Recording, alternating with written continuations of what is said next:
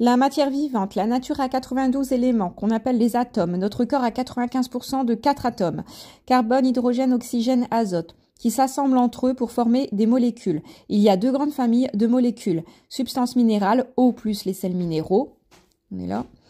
Substances organiques, glucides, lipides, protides, acides nucléiques, vitamines et enzymes. Les substances minérales. Nous commençons par l'eau.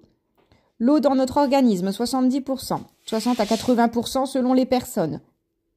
Rôle, transport de molécules, thermorégulation, aide aux réactions chimiques. Rôle de l'eau pour notre peau. La peau a 1/5 de la totalité de l'eau. Elle apporte à la peau tonicité et fermeté. Répartition de l'eau dans l'organisme. Nous avons l'eau totale, 70% du poids du corps. Dans l'eau totale, nous avons l'eau intracellulaire à 50% du poids du corps et l'eau extracellulaire, 20% du poids du corps. Dans les 20% de l'eau extracellulaire, nous avons 15% d'eau intercellulaire entre les cellules et 5% d'eau canalisée dans le sang et la lymphe. Teneur en eau des différents organes, sang 83%, cerveau 78%, muscles environ 75%, peau 70% et eau 22%. L'eau s'élimine quotidiennement de notre corps par l'urine, sel, transpiration, c'est-à-dire sueur et thermorégulation, respiration pulmonaire, PIE, perspiration cutanée, c'est-à-dire l'eau des cellules qui s'échappent. Au total, nous perdons 2,5 litres d'eau par jour, quantité qui doit être compensée par son équivalent pour éviter une déshydratation. Les apports hydriques sont apportés par les aliments et les boissons. Nous avons ensuite les sels minéraux, présents dans le corps, sous forme d'ions. Le rôle métabolique permet les réactions dans le corps. Teneur en éléments minéraux, 2 à 3% de la masse corporelle.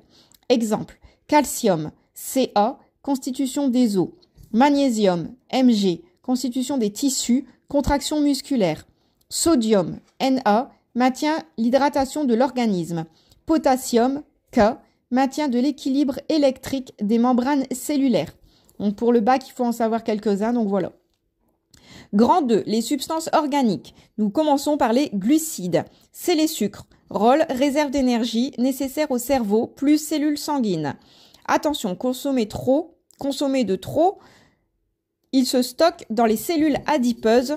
Sources alimentaires, sucre, confiture, miel, fruits, sucre lent, gâteaux, sucre rapide, céréales, pommes de terre. Ensuite, nous voyons les lipides. C'est les graisses. Rôle, réserve énergétique, structure, isolant thermique.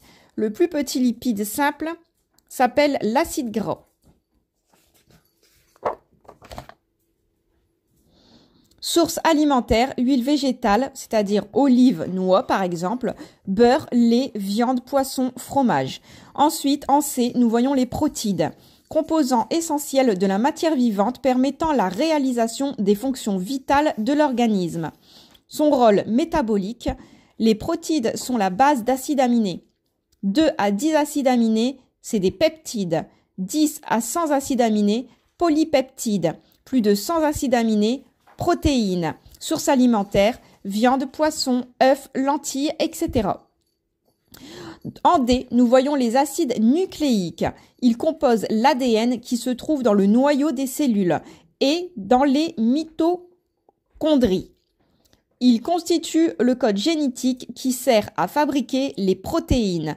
Il y a 2 types d'acides nucléiques, l'ADN et l'ARN. L'ADN, acide désoxyribonucléique, localisé dans le noyau de la cellule, il constitue l'ensemble de nos gènes. Il porte le code génétique. ARN, il permet de décoder le code génétique. 3 types d'ARN.